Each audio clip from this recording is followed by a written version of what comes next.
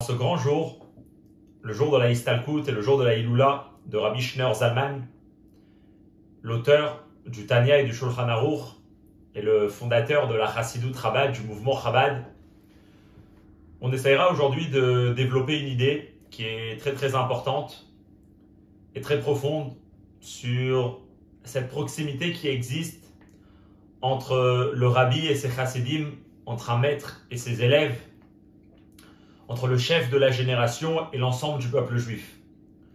Sur ce dévouement et sur savoir se mettre de côté pour l'élévation et pour venir à l'aide de l'ensemble du peuple juif. Une idée qui va être énormément discutée dans les livres de l'Admour HaZaken. Tout au début déjà dans le Tanya, l'Admour HaZaken il discute cette idée. Et pour la développer aujourd'hui, on essaiera de revenir dans les derniers moments, dans la dernière période de l'Admour HaZaken. Rabbi Shneur Zalman, il est né en Tafkoufé en 1755 en Biélorussie et il va vivre la majorité de sa vie dans cette région jusqu'à la fin. C'était l'été 1812 lorsque Napoléon avec ses armées ont envahi la Russie et commençait à se rapprocher justement de la région où l'Admour HaZaken vivait. Donc l'Admour HaZaken, comme énormément de la population, ont décidé de fuir et de partir vers l'est, vers le sud. Et comme ça, l'Admour HaZaken va décider de voyager des centaines de kilomètres et d'aller plus vers le sud. Un voyage qui va être très difficile pour lui. Et au bout de quelques mois, il va arriver dans la ville de Piena, dans un village pas très loin de Haditch. Et c'est là-bas où il va passer ses derniers moments. Il est tombé malade et la famine et les maladies l'ont atteint. La vérité, c'est que sur ces derniers moments, on n'a pas tellement qui va être écrit. On a retrouvé un manuscrit du Tzemar Tzedek, son petit-fils, qui était justement avec lui et qui l'accompagnait. Et là-bas, c'est un manuscrit d'une dizaine de lignes où il raconte vraiment les derniers moments de son grand-père, de Rabbi Shneur Zalman. Et il raconte le moment du décès, vraiment jusqu'à l'heure exacte. Il dit c'était après Shabbat, un Motsaï Shabbat, à la sortie du Shabbat, le soir du 24 du mois de Tevet, où à 10h30 du soir, l'âme de ce Kadosh, de ce Gaon, a quitté son corps et il a été reçu par la Yeshiva Shelma, là il a été reçu par Hachem. Et ça, c'était ce moment de Saïstalkut. Et la vérité, c'est intéressant, ce petit manuscrit. On nous parle exactement de la date et surtout de la précision que c'était un Motsaï Shabbat, c'était à la suite de Shabbat. Ce qui est intéressant parce qu'a priori quand on ouvre les livres, on voit dans la Gemara, dans Masechet Ktubot, pas forcément que de quitter le monde Motsaï Shabbat, c'est quelque chose qui est important de le mentionner et de l'accentuer. La Gemara elle dit dans Daf Kuf Gimel Amud Bet que si une personne il quitte ce monde Met Be'erev Shabbat, une personne qui quitte le monde la veille du Shabbat, Siman Yafelo, c'est un bon signe pour lui. Par contre, Motsaï Shabbat, s'il quitte ce monde Motsaï Shabbat, Siman Ralo, c'est un mauvais signe pour lui. Et donc, a priori, comment ça se fait que le Tzemar Tzedek a décidé d'écrire justement ce moment-là dans un papier? Alors, bien sûr, on peut se poser la question pourquoi alors l'Admour HaZaken est parti, et ça, c'est pas du tout la question qu'on va faire, ça, c'est les contes de Dieu, comme la Gemara nous raconte dans la Masechet Shabbat. Lorsque David Amelech, il a appris qu'il va quitter le monde un Shabbat, il voulait peut-être mourir ou bien un vendredi ou bien un dimanche. Et Hachem qui lui répond par rapport au moment où l'âme doit quitter le monde, ben c'est uniquement Hachem qui décide. C'est quelque chose qui est lié avec des secrets, des calculs que personne ne peut savoir. Et donc c'est Hachem qui va exactement savoir quand est-ce le bon moment, bien sûr, pour l'âme de quitter ce monde, pour sa mission qui a continué, qui doit quitter ce monde et qui doit continuer de façon différente. Mais l'idée qui est intéressante, c'est que ça a été écrit comme quoi l'Admour HaZaken a quitté ce monde Motsaï Shabbat. Et dans une des sichot, le Rabbi, il va expliquer qu'en réalité, dans ce fait qu'on parle d'une Istalkut au moment de Motsaï Shabbat, c'est parce qu'en réalité, ici s'exprime, et ici on peut avoir l'idée de quelle était toute la dévotion de l'Admour HaZaken pour ses chassidim, pour l'ensemble du peuple juif. Et tout d'abord, lorsqu'on parle de la Istalkut, d'une personne qui quitte ce monde, alors pour lui, c'est un moment de tristesse, c'est un moment de deuil, c'est un moment de pleurs pour n'importe quelle personne et pour un tzaddik. Mais c'est écrit dans le Zohar et ça a été expliqué énormément dans la Chassidoute qu'en réalité, ce même moment, qui est un moment très difficile, c'est aussi un moment très très fort. Un moment où énormément de force et d'énergie sont partagées à l'ensemble du peuple juif. L'Admour Hazaken dans le Tanya, dans la partie de Higeret à Kodesh, là-bas dans le Siman Chavzaïn et Chafred 27-28, il explique vraiment qu'est-ce que c'est une âme qui quitte ce monde et plus précisément qu'est-ce qui se passe quand un tzaddik qui quitte ce monde. Et il dit les mots suivants, il dit qu'en réalité à ce moment-là, Et Ratson, c'est un moment propice, c'est un moment où la volonté de Dieu et le désir de Dieu pour ce monde est plus présent à ce même moment. Umeir, Beprinat Gilou Milmala Lemata. Et il y a une force qui éclaire pour l'ensemble du monde de façon dévoilée. Meir Chesed Hashem Meolam Ve'adolam, il y a la bonté de Dieu qui éclaire des mondes très très élevés qui arrivent vraiment dans ce monde-là, où Poel Yeshuot Bekerev Haaretz, jusqu'à qu'il produit des merveilles Bekerev Haaretz au sein de la terre.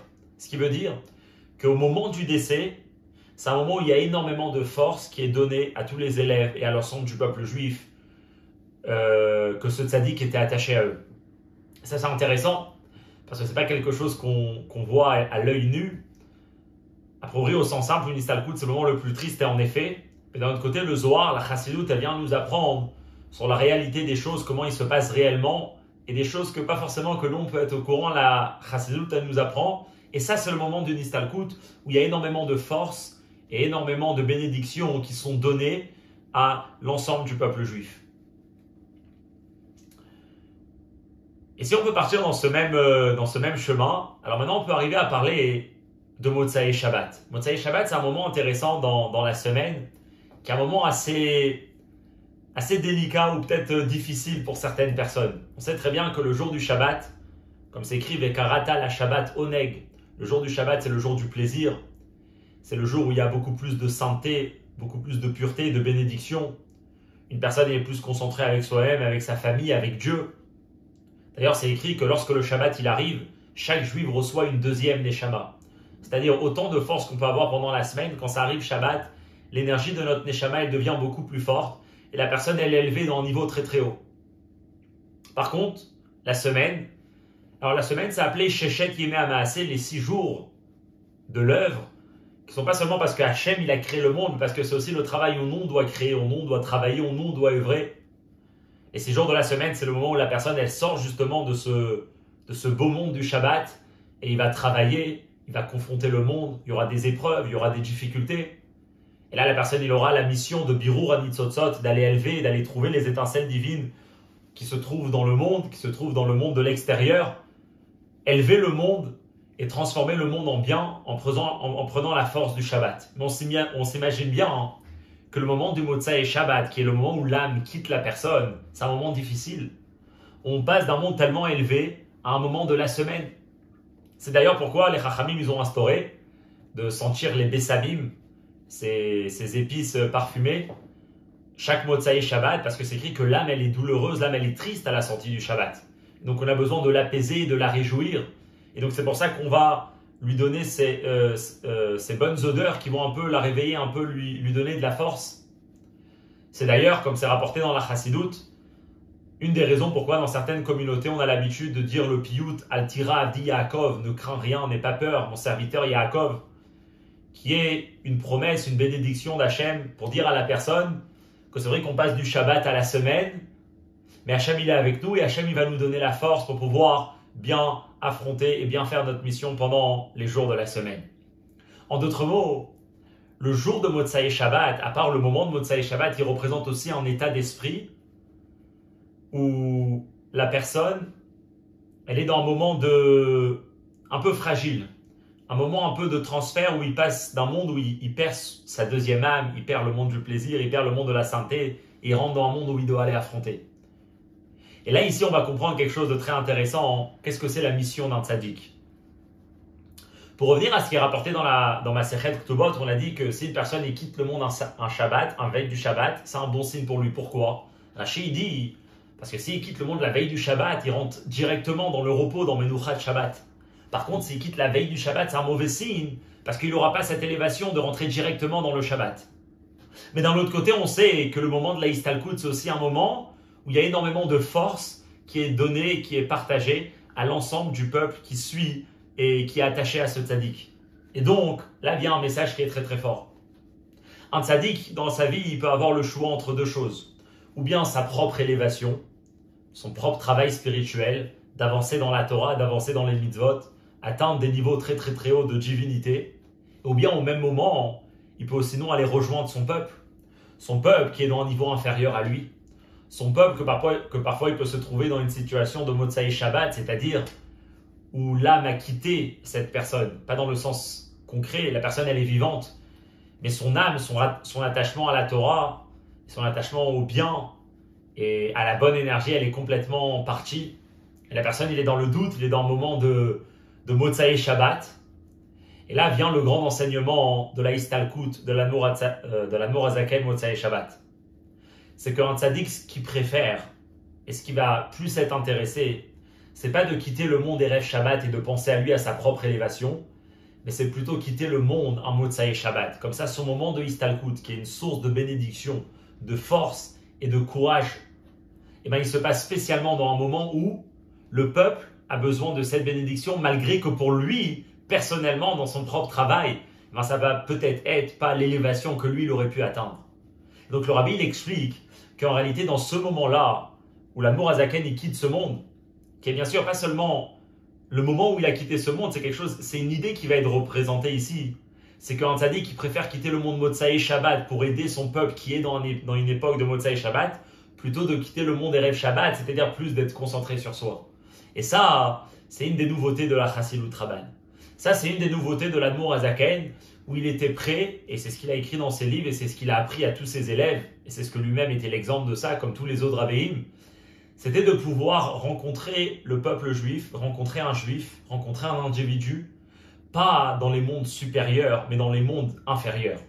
Rencontrer une personne, pas quand il est dans un état de Shabbat, mais rencontrer une personne et aider une personne lorsqu'il est dans un état de Motsai Shabbat, lorsqu'il est dans un état où lui-même il se pose des questions s'il est encore attaché à la vie, où lui-même il se pose des questions, est-ce que les mauvais choix que j'ai faits ne m'ont pas peut-être complètement déconnecté de mon rabbi, ne m'ont pas complètement déconnecté de ce que mon rabbi attendait de moi, de ce que mon rabbi aurait voulu que je sois. Et là vient le message de la Chassilut nous dire c'est tout le contraire. Le rabbi, pas forcément qu'il est intéressé d'être uniquement dans les mondes du Shabbat. Peut-être que ce qui est plus important pour lui, c'est pas seulement que lui-même, il n'est pas en train de penser à sa propre élévation, mais il est peut-être encore plus intéressé d'aller rencontrer son peuple justement quand il est dans une situation où son peuple sent que leur âme les a quittés, où son peuple sent que le oneg du Shabbat, que la sainteté du Shabbat les a quittés, et ils ont un regard sur eux qui est peut-être un regard de la semaine, un regard profane, un regard des jours de la semaine. Et là vient le rabbi et il dit, c'est justement là où je vais te donner les plus grandes bénédictions, c'est justement là le moment de ma Istalkut qui va t'aider énormément pour pouvoir bien faire ta mission de ramener le Shabbat dans la semaine.